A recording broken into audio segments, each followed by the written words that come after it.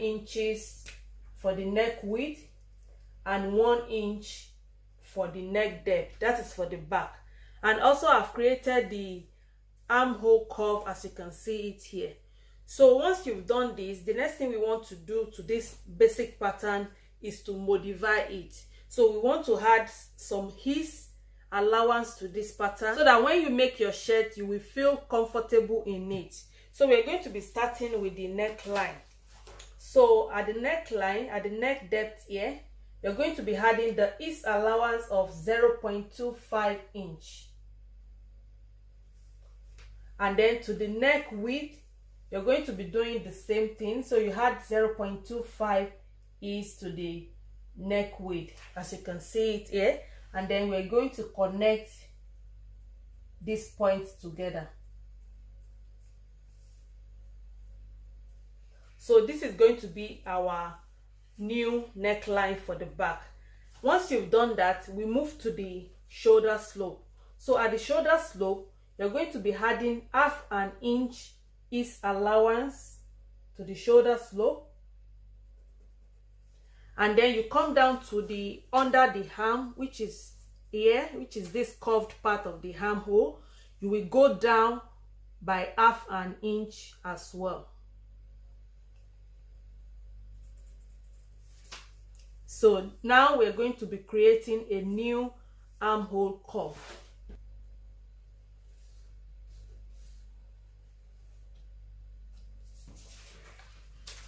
So this is our new armhole curve. Remember that we extended this by 1/2 inch, which is 0.5 inch. And also at this part, we extended it by 1/2 inch as well.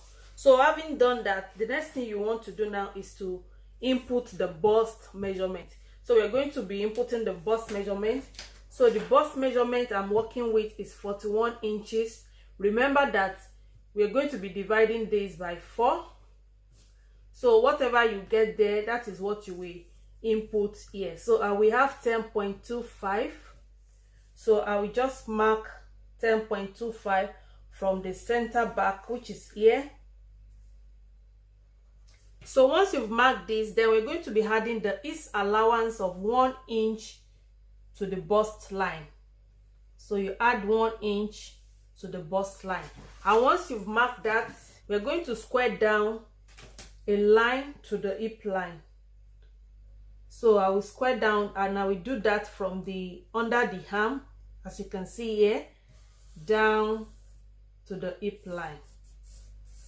So we're going, this is what you will do. So once you've drawn out this straight line, we are not going to be inputting the waist measurement because this is a shirt pattern and it's not going to be a fitted top. So all you will need to do now at the waistline, remember this is our waistline, we are going to come in by 1 inch from this line, just like this. So you will mark 1 inch. This is what you will have. Then I will connect this to the bust line.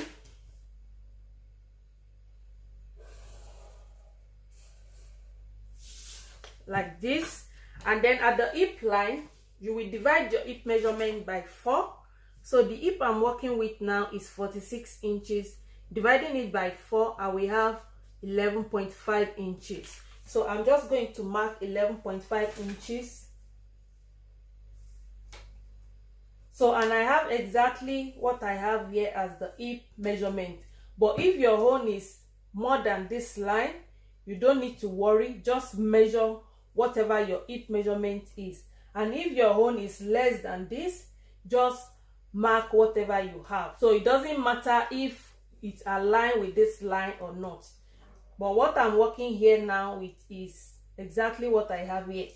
So once you've done that, then we're going to be adding ease allowance of 3/4 inch to the hip line. And I will just mark that like this. So from that point that you just mark, you will need to go up by 1 3/4 inch. That is 1.75 inch from that point. So, and that will be around here.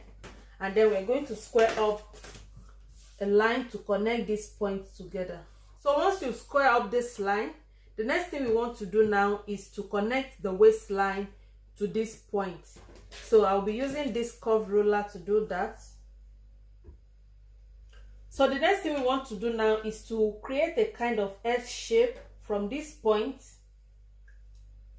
From this point where we square up, and then we're going to be connecting that to the hip line. Just pay attention to what I'm doing now. So you create a kind of S shape just like this.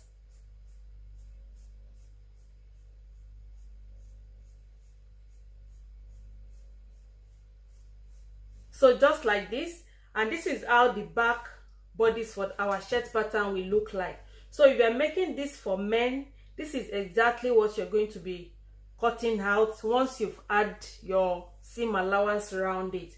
But if you're making it for women, you will need to add your waist dart. That is if you want to add a waist dart to this pattern. And if you want to add a dart to it, all you will need to do is just to mark, you use your nipple to nipple measurement, whatever you have. So I'll be using 4 inches in this case.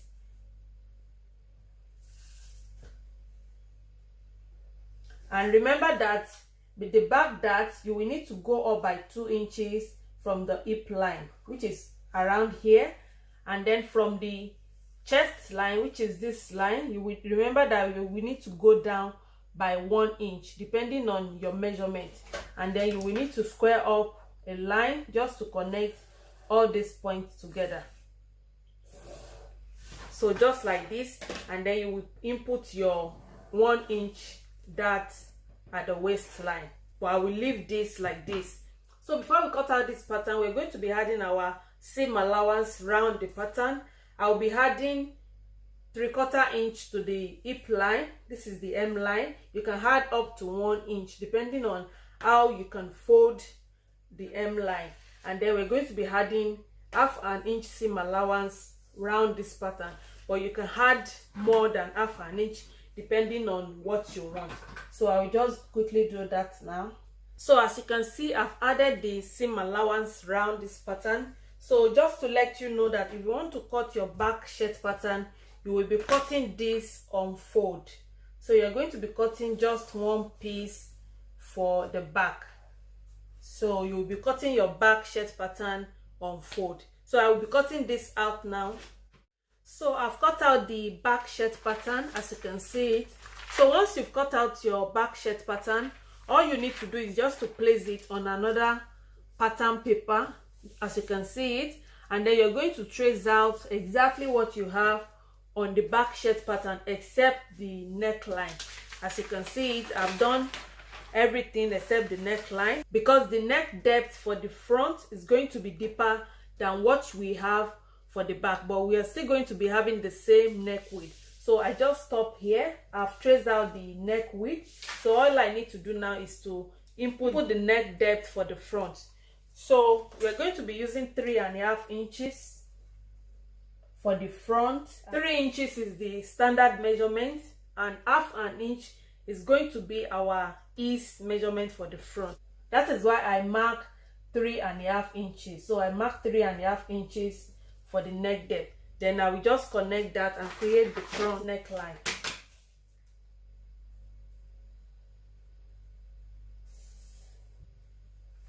So as you can see it, I've done that, and I will just add the seam allowance for the front neck as well. So once you've done that, the next thing we want to do now is to create the button extension, which will be the overlap and the facing. But before we go into that, if you're adding a waist dart to your shirt pattern, you can just like I explained for the back shirt pattern, you will need to use your nipple to nipple measurement, and that is what I mark here. So if you are putting a waist dart just to give your shirt a nice shape, just mark your nipple to nipple measurement, and then you create your dart just like the basic bodies. But if you're making it for men, you are not going to be adding waist darts to the front. So once you have done that, I will just set this back pattern aside, and then we're going to be creating the overlap, which will be our button extension. So now to create the button extension, The first line we're going to be ruling out now is going to be the overlap line.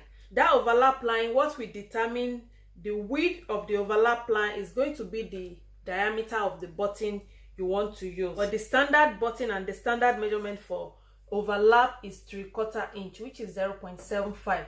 So I will just mark that here, and I will also mark it down and around the neckline. And I'm just going to connect these 3 points together like this, and then I will label this as overlap so that we don't get confused. So this is the overlap line, and remember, this is our center front. So once you've drawn out the overlap line, the next line we want to draw out now is going to be the facing line, and we are going to be marking 1 inch for the facing line. So I'll just mark 1 inch.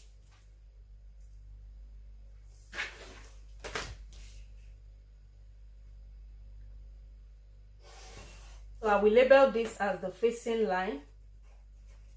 The last line we are going to be drafting out now will be our interfacing line. Remember that for the shirt, we're not going to be putting interfacing, so we're going to be using the same fabric as the facing and the interfacing. So we're going to be marking 1 inch, the same thing we use for the facing.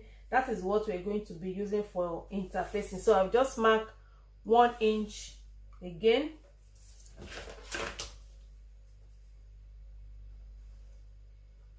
The interfacing line. So the next thing we want to do now is to finish up with the neckline. As you can see, I've finished the hem line. Just extend this line towards the interfacing line. So to do this perfectly, I will show you how to go about that. So we're going to be cutting out this excess that we have here.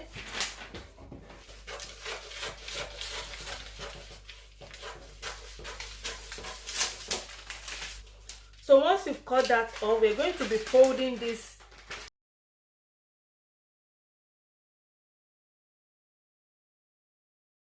So you will fold the interfacing line and the facing line, and this is what you will have at the wrong side of your fabric, and this will be the overlap line. So this is what you will have at the front part, and then we're going to finish up with the neckline. So just extend the neckline, so just like this. Then I will just use my tracing wheel to trace the neckline.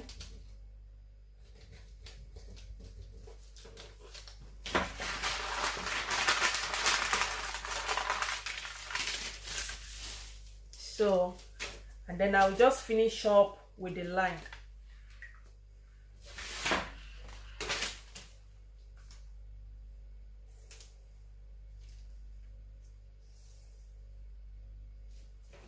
So this is how the front shirt will look like. So I'll just label this as the front shirt pattern.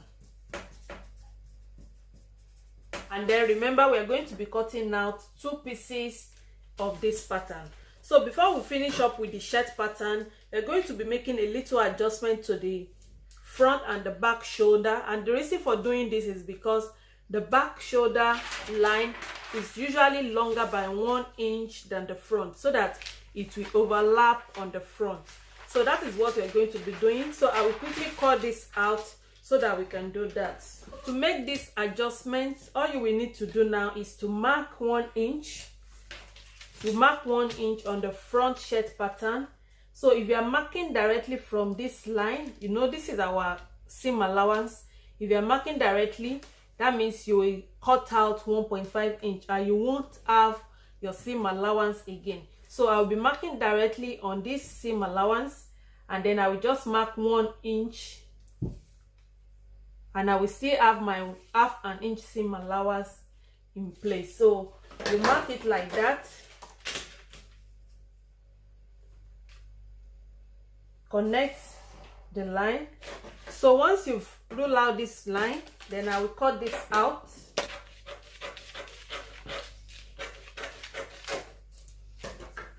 And then I will quickly mark out the half an inch seam allowance.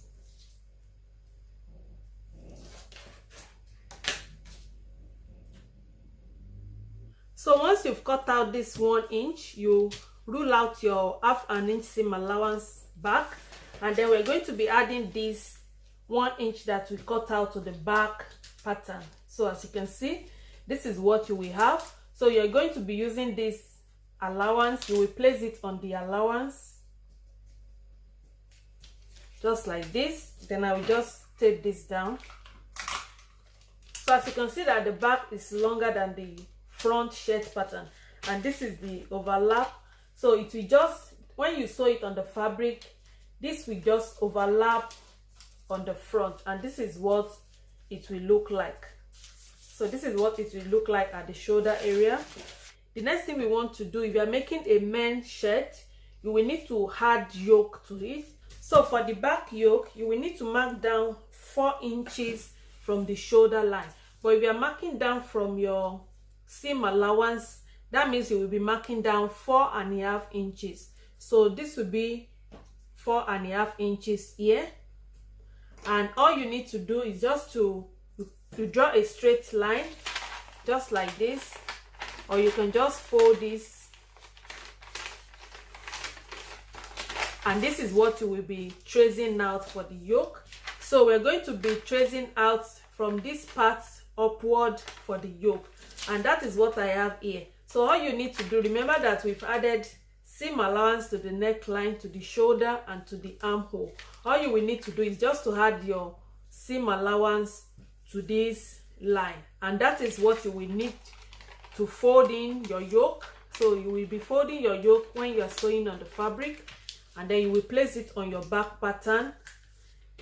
This is how it will look like. So you place it on your back pattern, then you will top stitch it on it. So that is why you need to add your seam allowance at this part of the yoke. And also you can make any design you want for the yoke. It doesn't mean that you will have a straight back yoke. You can curve it a little bit depending on how you want it. So guys, this is how to draft a shirt pattern. As you can see that this method is very easy.